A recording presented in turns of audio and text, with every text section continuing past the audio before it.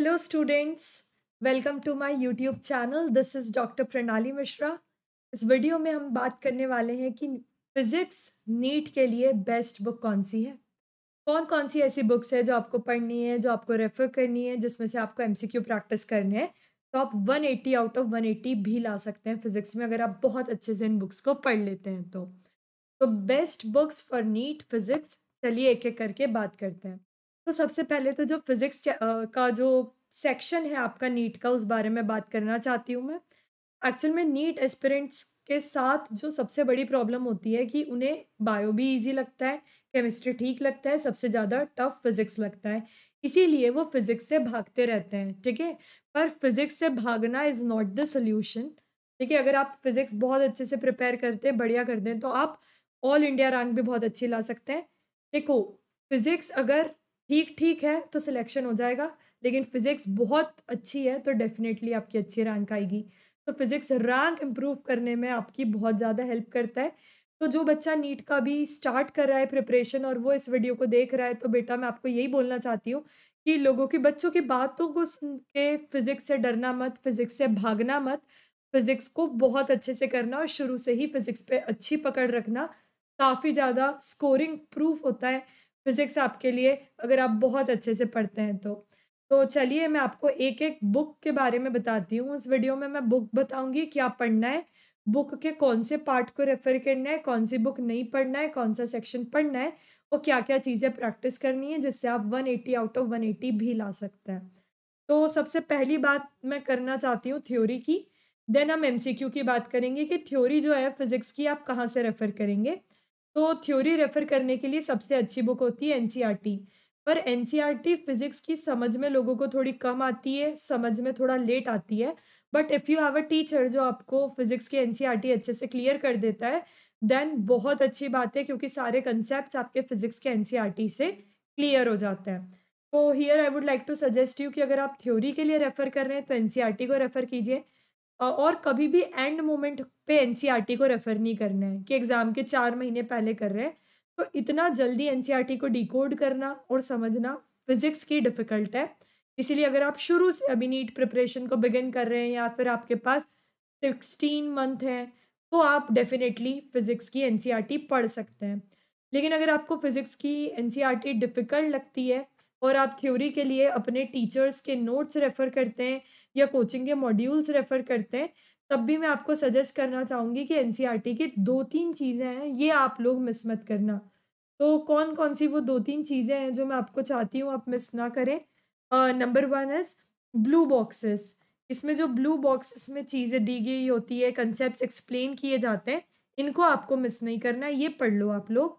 Summary पढ़ लीजिए आप इसकी एनसीईआरटी की, जिसमें सारे फ़ॉर्मूलेज़ और कुछ-कुछ इम्पोर्टेंट बातें लिखी होती हैं।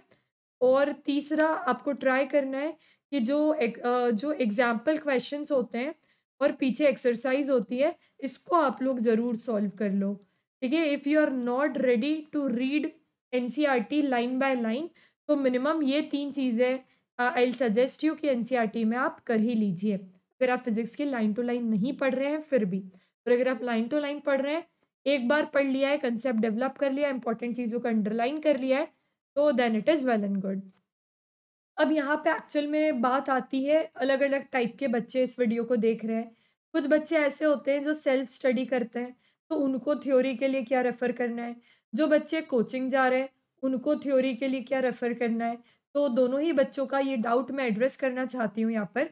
अगर आप लोग सेल्फ स्टडी कर रहे हैं, मतलब आपके पास कोई कोचिंग मटेरियल के मॉड्यूल्स अवेलेबल नहीं है, तो आप लोगों को क्या करना चाहिए थ्योरी के लिए? तो आप लोगों को NCERT is enough for theory, ठीक है? इतना लिखा उतना काफ़ी है। और आप लोग अपने टीचर के नोट्स, जिसे भी आप यूट्यूब पे फॉलो कर रहे हैं, उनके नोट्स जो होते हैं वो थ्योरी के लिए सफिशिएंट होते हैं, अलोंग विथ एनसीईआरटी इतना सफिशिएंट है, आप अपनी थ्योरी को कंप्लीट कर सकते हैं, ठीक है? अब कोचिंग वाले बच्चों के पास जो मॉड्यूल्स होते हैं, तो modules are an amazing way जिससे आप अपनी थ्योरी को कंप्लीट कर सकते हैं, क्योंकि इसमें शॉर्ट, स्वीट और क्रिस्प थ्योरी दी जाती है। मतलब मॉड्यूल्स की अगर आप थ्योरी पढ़ लेते हैं और एनसीईआरटी के जो वो 3 चीज़ें मैंने इम्पोर्टेंट बताई है कि ये तो करना ही है, इसके बाद आपका थ्योरी पोर्शन फिज़िक्स का कंप्लीट हो जाता है। आपके मोर और लेस कांसेप्ट्स बंड हो जाते हैं। तब यहाँ से बात करते हैं हम कि आपको क्वेश्चन प्रैक्टिस करना है, एमसीक्यू प्रैक्टिस करना है, तो फिज़िक्स की कौन-सी किताबें बढ़िया होंगी एमसीक्यू प्रैक्टिस करने के लिए। अगर आप सेल्फ स्टडी कर रहे हैं, तो मैं आपको बुक बता रही हूँ कि कौन-सी एमसीक्यू प्रैक्टिस करनी है। अगर आपके पास कोचिंग के मॉड्यूल्स हैं, तो आप कोचिंग्स के एमसीक्यू प्रैक्टिस करेंगे। अच्छी-अच्छी कोचिंग्स में बढ़िया मॉड्यूल्स होते हैं, वाइड वैरायटी ऑफ क्वेश्चन्स होते हैं, सॉल्यूशंस होते हैं। आप बिल्कुल एमसीक्यू सॉल्व करें अपने मॉड्यूल्स के भी। नाउ ये बुक आप रेफर करेंगे डीसी पांडे जी की MCQ practice book for NEET. ये 11th स्टैंडर्ड वाली, 12th स्टैंडर्ड वाली, इसमें बढ़िया लेवल के क्वेश्चंस हैं, नीट में हेल्पफुल है। आप इस बुक को अच्छे से कर लेते हैं, अपने डाउट्स को क्लियर कर लेते हैं, then it would be very good for you. इसके आपका एमसीक्यू प्रैक्टिस करके आप बढ़िया नीट में स्कोर ला सकते हैं। This is one of the best book for MCQ practice. ठीक है, अब आपने थ्योरी पढ़ लिया, ठीक है, अब आपने एमसीक्यू प्रैक्टिस कर लिया। अब टाइम आता है कि आप प्रीवियस ईयर क्वेश्चन पेपर्स को सॉल्व करें। तो प्रीवियस ईयर क्वेश्चंस पेपर आपको किस किस के सॉल्व करने हैं? सबसे पहले प्रीवियस ईयर क्वेश्चन आपको सॉल्व करना है नीट का। तो नीट को प्रीवियस ईयर सॉल्व करने के लिए आप किसी भी पब्लिशर की बुक ले सकते हैं, जिसमें पिछले 20 या 30 साल के क्वेश्चन अवेलेबल होंगे। So you can solve these past 20 to 30 years previous year questions of NEET with a solution मिल जाए तो बहुत बढ़िया है, आपको हेल्पफुल रहेगा। कुछ कहीं अटक जाते हो सॉल्व करते हुए तो हेल्प हो जाएगा। और ये जो नीट की बुक होनी चाहिए, ये चैप्टर वाइज होनी चाहिए प्रीवियस ईयर, ताकि आपने एक चैप्टर अपना रेडी करा है, अब आप उसके पिछले 10-20 साल के एमसीक्यू सॉल्व करके देखेंगे कि क्या आपकी प्रिपरेशन जो है सफिशिएंट है क्या? क्या आपसे वो क्वेश्चन बन रहे हैं क्या, जो पहले आ चुके एग्ज़ाम में? उसके बाद जो सेकंड आपको प्रीवियस ईयर क्वेश्चन सॉल्व करने हैं, that is of AIIMS. AIIMS के पिछले 10 साल, 15 साल के पेपर है फिज़िक्स के, वो सॉल्व कर लीजिए, क्योंकि फिज़िक्स के जो क्वेश्चंस आते थे एम्स के, ये काफ़ी ज़्यादा एनसीईआरटी सेंट्रिक थे पिछले 5 सालों के। तो इसको आप सॉल्व करते हैं तो आपको बढ़िया लगेगा कि हाँ, ये भी क्वेश्चन आने की प्रोबेबिलिटी है। फिर और किसके प्रीवियस ईयर क्वेश्चन करना है आपको? तो जो जेईई मेंस एग्ज़ाम्स होती हैं आपकी, इसके आपको पिछले 10 इयर्स के फिज़िक्स के पेपर सॉल्व करने हैं। नाउ इसमें भी अगर आपको कोई चैप्टर वाइज़ पीवाईक्यू बुक मिल जाती है जेईई मेंस की, तो that would be very, very great. अब इसमें बच्चे कन्फ्यूज़ नहीं होना है, यहाँ पे मैम मेंस बोल रही हैं, मैम एडवांस नहीं बोल रही है ना? एडवांस का पेपर बहुत डिफ़िकल्ट है, नीट से बहुत ज़्यादा लेवल हाई है फिज़िक्स का, एडवांस का, पर मेंस जो एग्ज़ाम है उसका लेवल कहीं न कहीं नीट के आस-पास है। इसीलिए बहुत अच्छा होगा कि जेईई मेंस के आप 10 साल के प्रीवियस ईयर क्वेश्चन कीजिए। मैंने 3-4 क्वेश्चन्स मेरी ऑब्ज़र्वेशन में ऐसे हैं, जो पहले जेईई मेंस में आए और 2-3 साल बाद सेम क्वेश्चन कहाँ पर आ गया, आपकी नीट में आ गया। ऑप्शन भी चेंज नहीं हुआ, यूनिट भी चेंज नहीं हुआ, वैल्यू भी चेंज नहीं हुआ। तो एज़ इट इज़ क्वेश्चन आए हैं, 3-4 तो मुझे अभी याद आ रहे हैं। ठीक है, इसीलिए जेईई मेंस के पिछले 10 साल के आप प्रीवियस ईयर क्वेश्चंस ज़रूर करना। ठीक है, इसमें भी आप chapter wise previous year question book ले लेंगे। बहुत सारे बच्चों को इस बारे में इतना ज़्यादा पता नहीं है, पर this is going to be very helpful. NTA ही है जो दोनों एग्ज़ामिनेशन को कंडक्ट करवा रहा है, तो मोर और लेस चीज़ें रिपीट हो सकती हैं। तो जब आप इतनी सारी प्रैक्टिस कर रहे हैं, तो 3 जगह से आप प्रीवियस ईयर क्वेश्चन प्रैक्टिस ज़रूर कीजिए। तो अभी तक हमने एनसीईआरटी डिस्कस कर ली है कि आपको एनसीईआरटी में या तो पूरी थ्योरी पढ़ लो, नहीं पढ़ सकते हो तो एटलीस्ट जो ब्लू बॉक्सेस हैं, समरी है, एग्जाम्पल और एक्सरसाइज कर लो। और फिर आप डीसी पांडे लगा सकते हैं एमसीक्यू के लिए। और अगर आपके पास कोचिंग के मॉड्यूल्स हैं तो उसकी थ्योरी और एमसीक्यू भी बढ़िया है। अब हम बात करते हैं एनसीईआरटी एग्जाम्पलर की।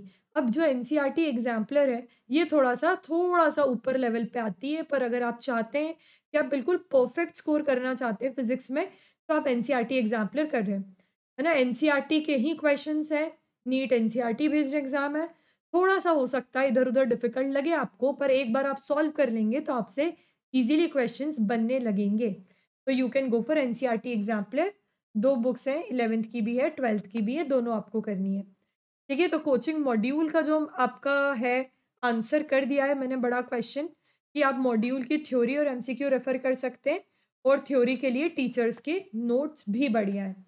अब बच्चों को लगेगा कि मैम आपने पूरा फिज़िक्स का बुक बता दिया और आपने एचसी वर्मा के नाम तो लिया ही नहीं, ऐसा कैसे आपने करा?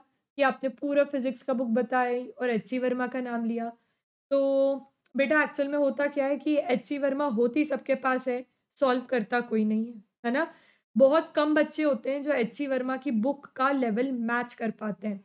और अगर आप नीट एस्पिरेंट हैं, तो मैं आपको ये नहीं बोलूँगी कि आपको एक-एक क्वेश्चन जो है एचसी वर्मा का सॉल्व करना है, पर आप अगर अपना कांसेप्ट बहुत स्ट्रॉन्ग करना चाहते हैं, फिज़िक्स को बहुत स्ट्रॉन्ग करना चाहते हैं, तब आप एचसी वर्मा का क्वेश्चन ज़रूर प्रैक्टिस कर सकते हैं, ज़रूर सॉल्व कर सकते हैं, ठीक है? लेकिन अगर ऑब्जेक्टिव 1 है ना, बुक में ऑब्जेक्टिव 1 और ऑब्जेक्टिव 2 दिए हुए हैं हर चैप्टर के, वो तो नीट लेवल के हैं और वो आप डेफ़िनिटली कर सकते हैं।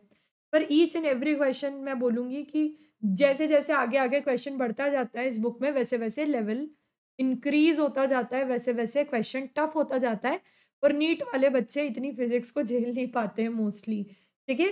तो एचसी वर्मा मैं मना नहीं कर रही हूँ और एचसी वर्मा मैं 100% भी नहीं बोल रही हूँ पूरी सॉल्व करो। इसमें से ऑब्जेक्टिव 1, ऑब्जेक्टिव 2 कर लो।